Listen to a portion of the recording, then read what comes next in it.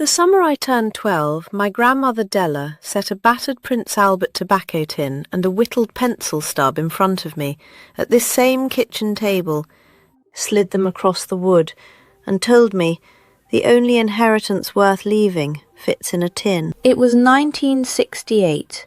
The year a first-class stamp went up to 6 cents, and she wanted that 6 cents written down. That tin is why we're here. These are 25 forgotten money habits my grandmother Della drilled into me at this table when I was 12. Spend less, waste nothing, and keep the money wisdom the bank would rather you forget. Forgotten is the polite word for it. The truth is, the bank would rather you forget, because to a lender, $1 you saved is $1 of interest he'll never collect.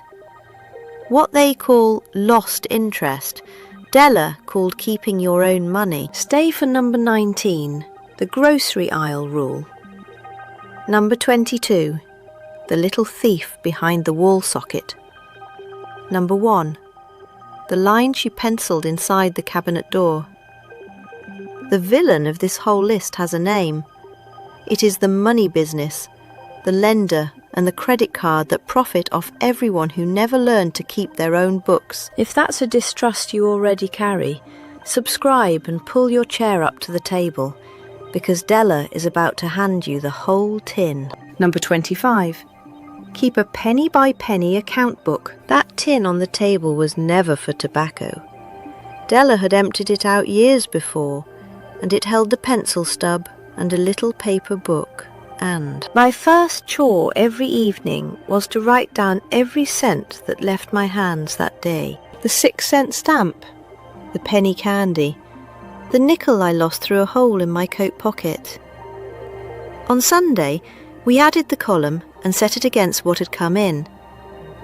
Lydia Maria Child wrote the whole reason down in 1832 in a book Della kept on the shelf. Keep an exact account of all you expend, even of a paper of pins, because it makes you careful in the spending, and it shows you plain whether you're living inside your means. The numbers tell you the truth your feelings will argue with. That scrap of paper in a tobacco tin has beaten every budgeting app they will ever sell you. And it costs a pencil. Number 24. Never buy the prettiest cut in the case. Della could stand at the butcher's counter and tell by looking which cut he had too much of that week, and that was the one she carried home. The fashionable roast sat up front at eye level with a fine price to match. The flank, the shank, the neck, the liver, they sat cheaper only because polite tables had decided to turn up their noses. Child said it plain in 1832. Liver is much despised, but well cooked it is very palatable, and it is the cheapest of all animal food. A less popular cut still runs 20 to 40% under the loin at the very same counter. The only thing you pay extra for is the packaging and the pride. Back in 1932, she could carry home a whole beef heart for a nickel, while the sirloin sat at $1/4 a pound, and she always said the heart, sliced thin and floured and fried in a little fat, fed the table better than the pride ever did. Della fed 6 people off a 4-pound rack of neck bones and never once apologised for the meal. Number 23. Waste nothing. Save the bones, save the grease, save the steel ends. In Della's kitchen, a bare bone was not trash. It was tomorrow's soup. She dropped every bone and trimming into a crock, simmered them 3 hours with an onion, and skimmed the fat off the top into a can by the stove for her shortening. Child priced it in 1832, bones from the market, 10 or 12 cents, and out of them a very rich soup, besides the fat for cooking. That same quart of broth is $2 or $3 in a carton at the store today, poured from a bone you already paid for once. She told me that in the hard winter of 1933, when a loaf of bread ran 9 cents and her husband's day at the mill brought home $1, a 5-cent soup bone was the whole thing standing between the family and a hungry Tuesday. And she never once forgot the arithmetic of it. The stale bread ends dried in a jar and came back as pudding, as crumbs for the meatloaf, as the thickening in the gravy. Nothing left that kitchen the way it came in. The bin was the last place a thing went, never the first. Number 22. Unplug the little thief behind the wall socket. Here is the one I told you to stay for. Della's rule was that you don't pay to run a thing that's doing nothing, and a modern house is full of things doing nothing at full price. The television, the box beside it, the coffee maker with a glowing clock, the charger with nothing on the end of it. They sip current all night long while you sleep, and the Department of Energy puts a real figure on that sip. Standby power is 5 to 10% of a home's electricity, as much as $100 a year. Della would have called that $100 to power a house full of little red lights nobody asked for. She never had a socket to fret over, but she had the whole principle by heart. You do not feed a mouth that does no work, and every glowing clock in a modern kitchen is a mouth that does no work. Put the hall cluster on one switched strip and shut it off at night. The socket was robbing you in your sleep by the month, and the industry had the nerve to call it convenience. Number 21. Mend it before you replace it. Della kept a mending basket beside the wood stove, and the law of that basket was simple. A garment that came in torn, left mended. A loose button is 3 minutes. A thin place in a sock, caught before it opens into a hole, is 5. A seam is nothing at all. I keep the same basket beside my chair now and work through it one evening a week while the kettle heats. Child set the hour 200 years ago. Attend to all the mending in the house once a week and never put out sewing.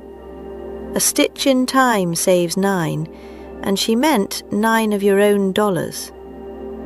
My grandmother darned socks by lamplight the winter she was 70, and every one of them outlived the fashion that made them. Number 20. String a line and let the sun do the drying. Della's clothesline ran from the back porch to the oak, and the power company never got a cent from her for drying a single shirt. An electric dryer pulls 4 or 5 kilowatt hours a load, and at today's rates, that is 60 to 80 cents every time the door shuts. Hang the wash instead, and that 60 cents stays in your pocket, and the sun does something the machine never will. It whitens the whites and freshens the whole line for free. The clothes last longer for it too, because it is the dryer's heat and lint that wear a towel thin, not the wearing of it. Every load you hang out is a coin the utility was already counting on and did not get. Number 19. Read the bottom of the shelf tag. This is the one Della made me say out loud in the aisle until I quit being embarrassed. The big number, the bold one they hang at eye level. That number is for them. The honest number is down at the bottom of the tag in small print, the price per ounce, per pound, per quart. And that number is for you. A bigger box is not always cheaper by the ounce, and the store is betting you won't do the arithmetic. The Connecticut Consumer Office says the store brand runs 1/5 to 1/4 below the national brand for the identical goods inside the can. Same beans, same oats, a different label, and a markup for the jingle you've been humming since you were small. I stood in that aisle in 1968, 12 years old, reading the little numbers under my breath, while the other children begged their mothers for the bright boxes, and I wanted to sink through the floor. I am not embarrassed now. That one habit has bought me 40 years of groceries at the honest price. They put the pretty brands at eye level and the honest prices down by your knees. Della shopped from the bottom shelf up. Number 18. Reserve a little before you spend a cent of the rest. Not what's left at the end of the month, because there's never anything left at the end of the month, and the money business is counting on that too.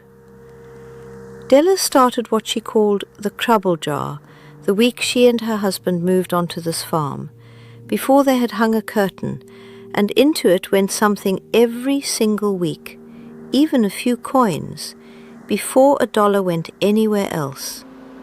Child warned it plain in 1832. Those who never reserve a cent to meet an unforeseen calamity pay too dear for the whistle. I have kept the second tin beside the account tin since I was 12 years old, and I have never once let it hit empty. You are the one bill in your life that never sends a second notice, which is exactly why you're the one that never gets paid. Put a quiet $1 in the tin first, and pay yourself before you pay anyone else. Meaning to say number 17. Buy in the flush and store it right. Della had no refrigerator and no freezer. She had a root cellar, a box of clean sand, and the knowing of how to use both. When the garden came in heavy, or eggs hit their spring floor in April, she bought and put by for the season, not the week. Carrots and beets and turnips went down into the sandbox in layers, tops trimmed to an inch, and she pulled sound carrots out of that box in March. The War Garden people wrote the rule down in 1918. Hold the cellar between 35 and 50 degrees or lose the whole larder. The onions she hung dry and airy and never in the damp, because Child said in 1832 that onions must be kept very dry. Della ate a fall vegetable at a fall price all winter long, and the store never once got to charge her the March markup. Number 16.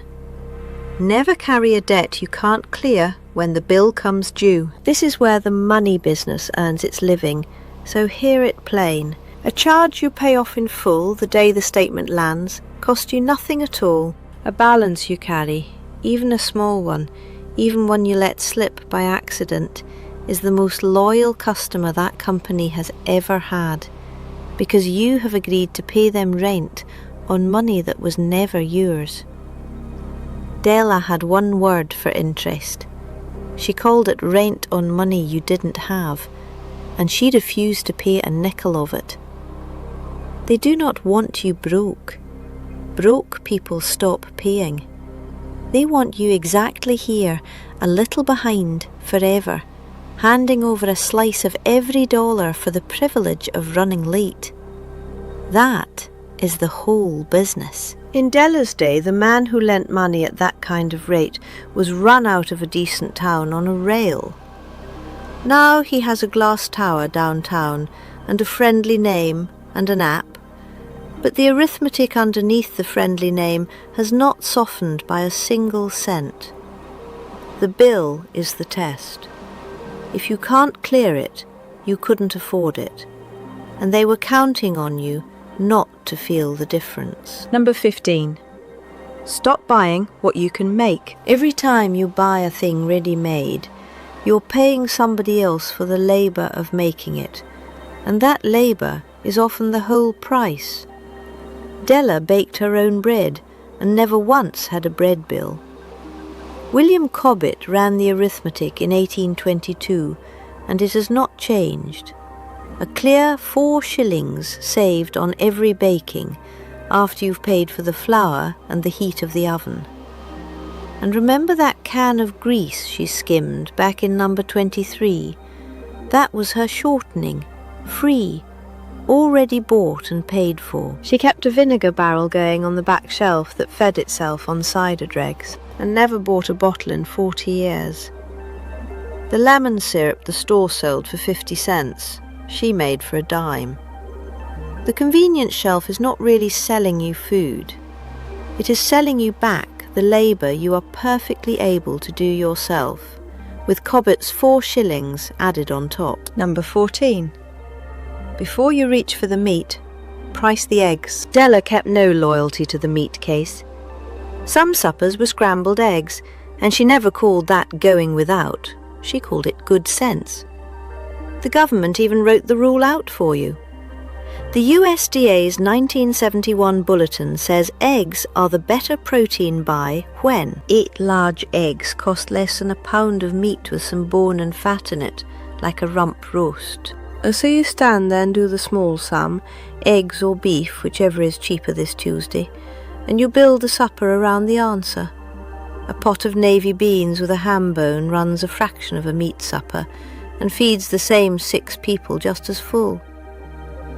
All through the Depression she kept a dozen hens in the side yard for exactly this reason, so that whenever the meat man's prices climbed, there was always a supper waiting that the market could not touch. Della put eggs on the supper table on purpose. There is no shame in the cheaper protein. There is only sense. Number 13. Write down every by-the-month charge, then cancel the ones you forgot. Della never had a subscription in her life, but she had the habit that kills them, which was writing down every cent that went out the door. Pull 3 months of statements, not one, because the yearly fees hide in between the monthly ones. Write down every charge that repeats. Then ask of each one the only question that matters. Have I used this in 60 days, and could I live a year without it?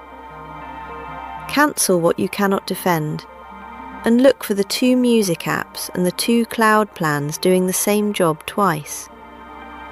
People find $30, $60, $100 a month they cannot account for. I sat down with a neighbour last spring over coffee, and we turned up $41 a month on her statements for things she had plain forgotten she ever signed her name to. Close to $500 a year, draining out quiet while she slept. You were renting things by the month you forgot you owned. That is not a bill, that is a leak with a logo, and it was designed from the start to be forgotten. Number 12.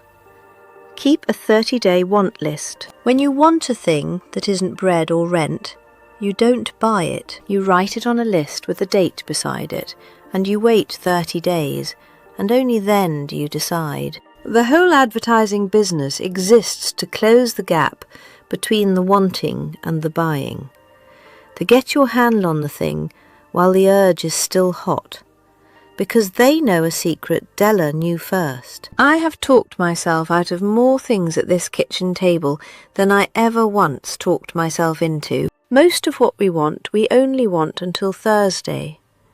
The list is not there to deny you a thing. It is there to let the wanting cool down to the truth of it.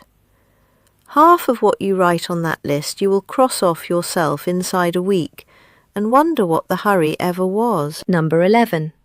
Lean on your neighbours. Della bought half a hog with the Kaufmanns down the road and split it, because a whole animal is cheaper by the pound, and no one family could eat it before it turned. The half a hog in the fall of 1967 came to about 11 cents a pound once it was split 2 ways, where a single chop at the store ran near $1.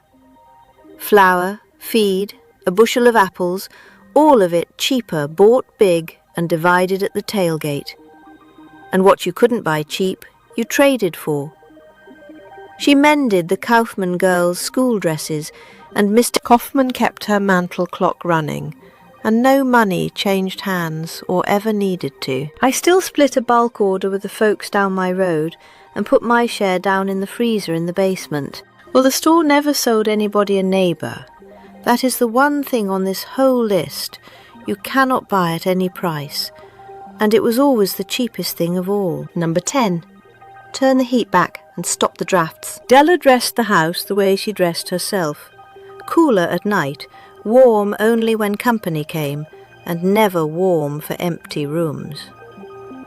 The Department of Energy says the same thing, with a number on it. Set the thermostat back 7 to 10 degrees for the 8 hours you're asleep or gone, and you take as much as 10% off the heating bill every year for the price of touching a dial. Then quit paying to heat the outdoors. A $3 tube of cork around a leaky window and a strip of weather stripping at the door saves you 10 to 20% more. Della stuffed the sashes with rag in November, and it cost her nothing. She never once heated a room that had nobody sitting in it, and 30 years of Indiana winters proved her right every time the bill came. Number 9. The best things to do cost nothing. Della raised a family clean through the Depression on entertainment that never charged a sole admission. The library lent her a stack of books on a card that was free. Sunday was the church social. A walk down to the river cost the shoe leather and not 1 cent more. We forget that the whole trade of leisure, the tickets and the outings and the things you buy just to fill an afternoon, is a business too, and it is selling you something you can often get better for free. In 1936, she could not have paid the dime for a picture show if she had wanted to, because the dime was not there. So the family made its own evenings on the porch, with a fiddle and a jar of buttons for the children to sort. The river never once charged us a dime, and I remember those long afternoons down there clearer than anything we ever stood in a line to pay for. Number 8. Buy second-hand anything that loses its value the day you carry it home. Some things are worth the same the morning after you buy them, and some things are not, and the second kind you buy used and let the first owner take the loss for you.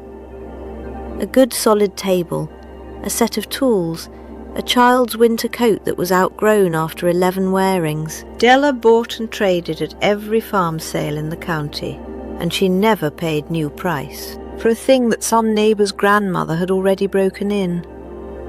She paid $2 for the oak table I am sitting at right now, at the Hostetler sale in the fall of 1959, and it has outlasted 3 of the shiny new ones the neighbours bought on time and are still paying for. A thing loses 1/3 of its price the very moment it leaves the store as yours, so let the first owner pay for that new smell. Della never once bought the story. She just bought the table. Number 7.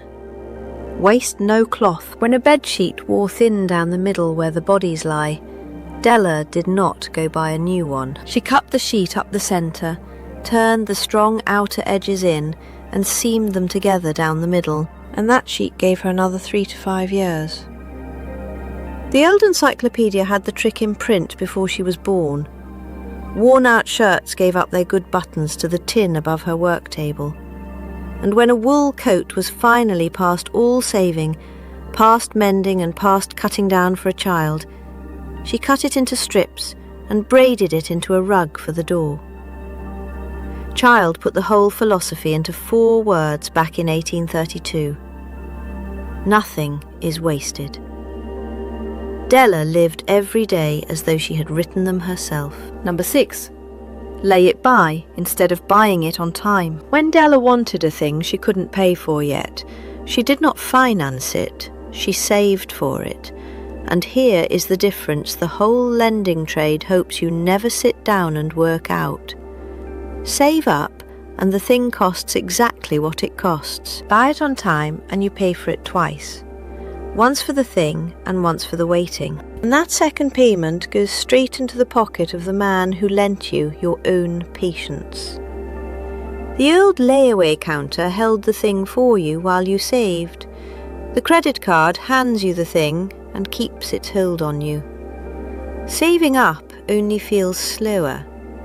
It is the very same weight either way, except that at the end of the one you own the thing free and clear, and at the end of the other you are still paying it off. Number 5.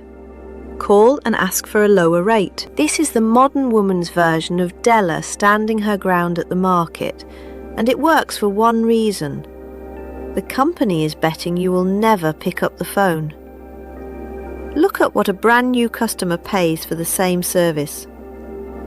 Then call your cable company, your internet, your insurance, and say plainly that you've been a loyal customer and you are thinking of leaving. So when the first person can't help you, ask for the retention department and say that word, retention, because it exists for exactly this moment. The last time I called mine, the young fellow knocked $11 a month off the bill without much of a fight, and I had my pencil ready to write down his name and the new rate before he could take it back. Some days you call and you get nothing, but you get nothing every single day you don't call. They keep a whole desk of people paid to hold on to the customers who call, and they give nothing at all to the ones who never do. Your loyalty they will take for free. A lower rate they hand only to the one who asks for it. Number 4. Keep a month's rent back in cash you can put your hand on, not a reserve on paper somewhere, not a thing you have to ask anyone's permission to reach. Real money in the tin, in the drawer, that you can hold in your hand before the trouble is even over. Well, Della kept it because a family that can cover one bad month never has to walk into the lender's office at all, and the lender's office is where a hard week slides into a debt you spend a year paying down. She never once promised me the world would be kind or that the prices would be fair, and she never promised $1 saved would grow into 10. She promised only that what I kept, that savings depend on your own prices and your own household, and that the keeping was up to me and nobody else. I wrote the rest of her ledger habits down in the little manual, so they wouldn't die at this table with me. But the reserve, she would tell you herself. It is the cheapest insurance you will ever buy, and it costs you nothing but the discipline not to touch it. Number 3. Teach the little ones to save from the very first penny. Della did not wait until I was old enough. She believed you lay the foundation early, or you don't lay it at all. Child wrote it in 1832, and Della had it by heart. In early childhood, you lay the foundation of poverty or riches in the habits you give your children. So, she gave a small child a tin and a pencil, and made a game of the Sunday column, and let me be the one to write the total down. When I named a thing I wanted, she showed me how many weeks of saving it came to, and then she made me wait, because the waiting was the whole lesson. She laid my foundation at this very table when I was 12 years old, with a tobacco tin and a stub of pencil, and I have been standing on it every day since. Number 2. Sleep on any big buy. The small habits guard your pennies. This one guards the dollars, the furniture, the car, the thing that costs a whole month of work. And it is nothing more than a rule to never buy the big thing the day you first lay eyes on it. Catherine Owen wrote it back in 1888, of a woman who bought everything only in its season, and when a thing ran beyond a certain price, she simply waited for it to come down. The urgency is never really yours. It's manufactured. The sale that ends tonight, the last one left in stock, all of it built to get your name signed before the wanting has time to cool. There was a washing machine I very nearly bought on a Saturday whim in 1971. Sure, the old one was finished. I slept on it the way Della taught me, and by Monday the old machine was humming along fine on a $2 belt from the hardware store, and I have never forgotten what that one night's patience was worth. Sleep on it. The thing will still be there in the morning, and half the time you will find the wanting won't be. Number 1.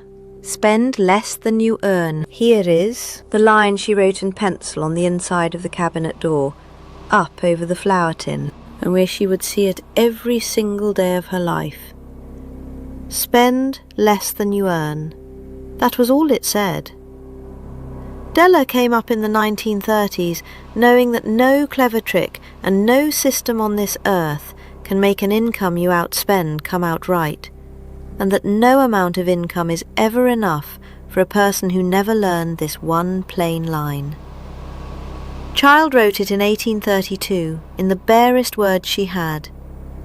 Let nothing but sickness induce you to live 1 cent beyond the income of which you are certain. Every other habit on this list, all 24 of them, the account book and the mending basket and the trouble tin and the bottom of the shelf tag, Every single one is only a different way of keeping this one line true. The money business built an entire industry on the one hope that you would never write it on your own cabinet door. Della has been gone a long time now, but the tin is still here on my table, the pencil is still in it, and the line is still on the inside of that cabinet door, in her own hand, exactly where she left it. I did not inherit money from that woman.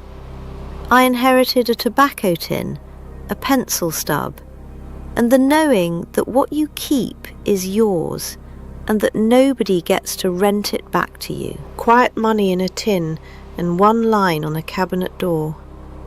It is worth more than money, and she would want you to have it too. Now I want to hear from you. Which of these did your own grandmother swear by? Tell me down in the comments the one money rule from your family, the one I should never let people forget. This is Granny Pearl, and I will leave the porch light on for you.